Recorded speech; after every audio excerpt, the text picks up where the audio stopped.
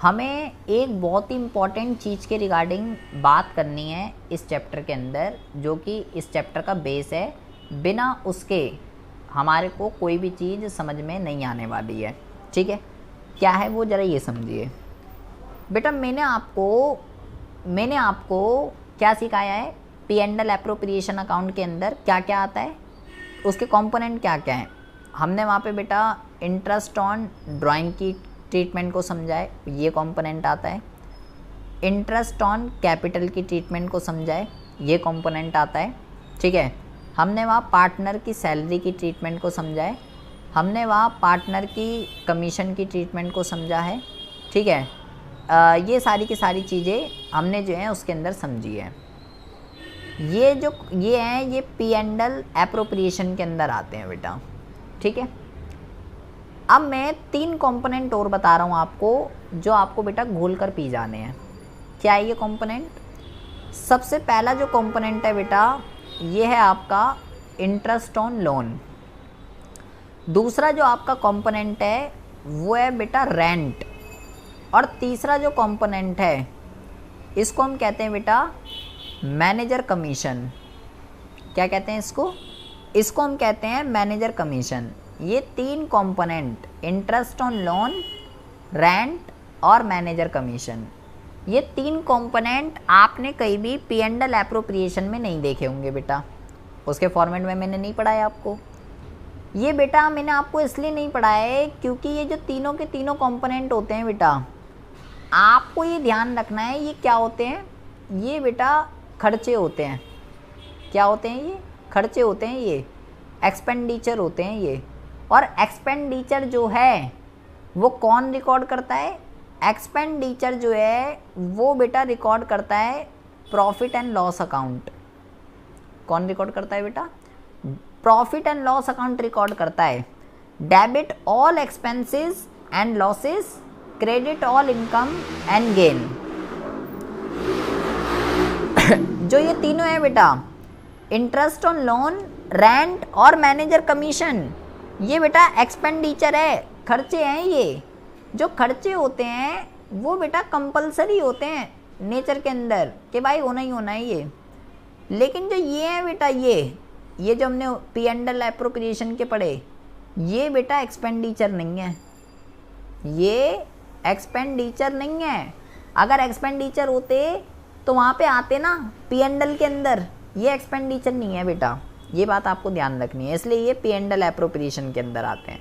P and L के अंदर खर्चे आते हैं, debit all expenses and losses, credit all income and gain. तो हमें जो क्वेश्चन दे रखा होगा बेटा, उसमें ये तीनों मुद्दे आपको दे रखे होंगे। ठीक है, अब इनको समझना क्यों ज़रूरी है बेटा, देखिए अब आपको ज़रा दिमाग की बत्ती जला लेनी है। हमें जो है 2 वर्ड हमें समझना है बेटा। पहला जो वर्ड होता है इसको कहते हैं चार्ज अगेंस्ट प्रॉफिट, और दूसरा जो वर्ड होता है इसको हम कहते हैं भाई एप्रोप्रिएशन। ठीक है, एप्रोप्रिएशन ऑफ प्रॉफिट। क्या होता है बेटा चार्ज अगेंस्ट प्रॉफिट और क्या होता है एप्रोप्रिएशन ऑफ प्रॉफिट, ये आपको समझना है। बहुत इंपॉर्टेंट है, बहुत ही ज़्यादा ध्यान से समझेंगे दिमाग की बत्ती जला के। बेटा चार्ज अगेंस्ट प्रॉफिट की अगर हम बात करते हैं तो इसका मतलब होता है कि भाई वो चीज़ देनी ही देनी है, वो चीज़ देनी ही देनी है, चाहे प्रॉफिट हो या लॉस हो, चाहे प्रॉफिट हो या लॉस हो।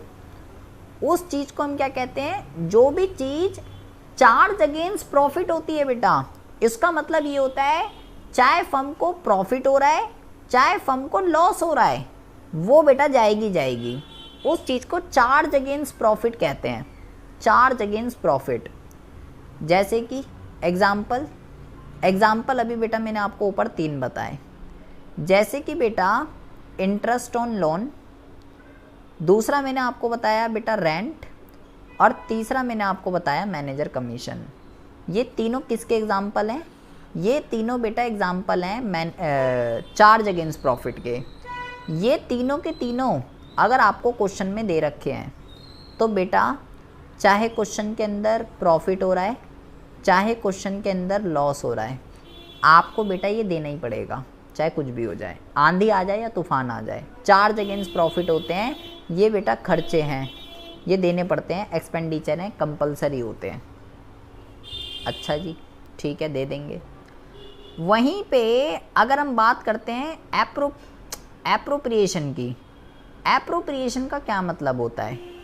एप्रोप्रिएशन का मतलब होता है बेटा कि भाई वो चीज़, जो भी आइटम की बात चल रही है, वो चीज़ केवल तब देनी है, वो चीज़ केवल तब देनी है जब प्रॉफिट होता है, जब प्रॉफिट होता है। लॉस के केस में, लॉस के केस में यह पे नहीं करते। अगर लॉस हो जाता है तो ये वाले आइटम पे नहीं करते बेटा, प्रॉफिट होगा तो ही, लॉस के केस में नहीं। जैसे कि इसके कौन से एग्जांपल है? जैसे बेटा इंटरेस्ट ऑन कैपिटल, पार्टनर की सैलरी, पार्टनर की कमीशन, ये जो सब एग्जांपल्स हैं ये किसके एग्जांपल हैं भाई? ये एग्जांपल हैं बेटा एप्रोप्रिएशन ऑफ प्रॉफिट के। अगर फर्म को लॉस हो रहा है तो बेटा ये नहीं जाएगा, अगर फर्म को लॉस हो रहा है तो ये नहीं जाएगा, अगर प्रॉफिट हो रहा है तो ही जाएगा। ये वाली जो चीज़ें होती है ये एप्रोप्रिएशन होती हैं, और ये वाली जो होती है ये बेटा चार्ज होती है, चाहे प्रॉफिट हो चाहे लॉस हो, देना ही देना है। लेकिन ये बेटा जब प्रॉफिट होना है तो ही देना है, लॉस के केस में ये नहीं देना। अच्छा जी, ठीक है। लेकिन एक बात दिमाग की बत्ती जला के समझ लेनी है, आपको क्या ध्यान रखना है, हम यहाँ पे लिख देते हैं नोट। क्या ये वाली चीज़ें, ये वाली कभी चार्ज नहीं हो सकती क्या? क्या ये वाली चीज़ें कभी चार्ज हो सकती हैं या नहीं हो सकती? बेटा दिमाग की बत्ती जला लेंगे प्लीज़। आपको ये ध्यान रखना है, मैंने बोला ये हमेशा एप्रोप्रिएशन रहेंगी, ठीक है, जब प्रॉफिट होगा तभी देंगे। ये बेटा चार्ज तब मानी जाती हैं जब क्वेश्चन में स्पेशली क्लियर क्रिस्टल बोल्ड करके मेंशन होता है कि ये चीज़ चार्ज है, चार्ज मान लीजिए आप इसको।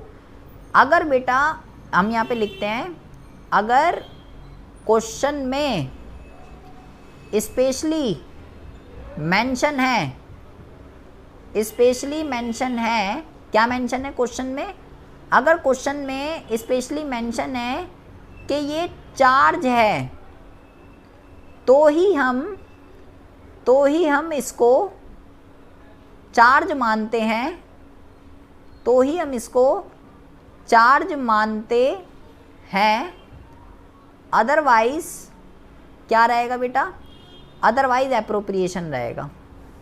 मतलब कि अगर बेटा क्वेश्चन में स्पेशली बोल्ड करके क्लियर, जैसे ऐसे लिखा होगा कि इंटरेस्ट ऑन कैपिटल जो है ना वो चार्ज अगेंस्ट प्रॉफिट है, ऐसे लिखा होगा क्वेश्चन में, स्पेशली चार्ज वर्ड मेंशन होगा इनके आगे, इंटरेस्ट ऑन कैपिटल, पार्टनर की सैलरी, पार्टनर की कमीशन, इसके आगे स्पेशली चार्ज लिखा हुआ होगा। तो अगर ये बेटा एप्रोप्रिएशन होते हैं, हम अपनी तरफ से ये बात को गांठ बांध लीजिए, क्या कह रहा हूँ, ये जो तीन मुद्दे हैं, ये इंटरेस्ट ऑन कैपिटल, सैलरी और कमीशन, हम अपनी तरफ से कभी भी इनको चार्ज नहीं मानेंगे, चाहे क्वेश्चन में लिखा हुआ है चाहे क्वेश्चन में नहीं लिखा हुआ, ये हमेशा एप्रोप्रिएशन रहते हैं। हम इनको चार्ज तब मानते हैं जब क्वेश्चन में स्पेशली मेंशन होता है, अदरवाइज एप्रोप्रिएशन रहेगा, चाहे लिखा हुआ हो या नहीं लिखा हुआ हो। एप्रोप्रिएशन का मतलब होता है बेटा जब प्रॉफिट होगा तो ही देना है, लॉस के केस में नहीं देना। और अगर क्वेश्चन में लिखा हुआ है इंटरेस्ट ऑन कैपिटल चार्ज है और क्वेश्चन में लॉस हो रहा है, तो भी बेटा आपको ये चीज़ देनी पड़ेगी, क्योंकि मैंने बोला जब कोई भी चीज़ चार्ज अगेंस्ट प्रॉफिट होती है तो इट मीन्स वो आपको पे करनी ही करनी है, चाहे प्रॉफिट हो चाहे लॉस हो। जैसे कि यहाँ पे मैंने आपको समझाया कि भाई जब कोई भी चीज़ चार्ज होती है तो वो चीज़ देनी ही देनी है, चाहे प्रॉफिट हो चाहे लॉस हो। तो अगर चाहे पार्टनर की सैलरी में चार्ज लिख दे, कमीशन में लिख दे, इंटरेस्ट ऑन कैपिटल में चार्ज वर्ड यूज़ कर ले, तो भाई चाहे प्रॉफिट हो चाहे लॉस हो देना ही देना है। लेकिन एप्रोप्रिएशन का मतलब केवल प्रॉफिट होगा तो ही देना है, अदरवाइज नहीं। और ये तीनों चीज़ें एप्रोप्रिएशन ही रहती हैं। हम अपनी तरफ से कभी भी इनको चार्ज नहीं मानते, केवल तभी मानते हैं जब क्वेश्चन में स्पेशली मेंशन होता है। तो ये बात बेटा बहुत ही ज़्यादा ध्यान रखनी है, ये इस चैप्टर को समझने के लिए बहुत ही ज़्यादा ज़रूरी है। चार्ज अगेंस्ट प्रॉफिट और एप्रोप्रिएशन ऑफ प्रॉफिट में स्पेशली 3 मार्क्स में डिफरेंस भी आ जाता है। अदरवाइज़ ये आगे सारी चीज़ें जो हैं बहुत ही ज़्यादा बेस के लिए आपको काम आएंगी, ये चीज़ें आपको बोलनी नहीं है। जब ये चीज़ें आपकी मजबूत होंगी, पिलर मजबूत होंगे तो ही बिल्डिंग खड़ी हो पाएगी, अदरवाइज़ बिल्डिंग जो है आगे जाके तहस नहस हो जाएगी, ढह जाएगी। ठीक है जी।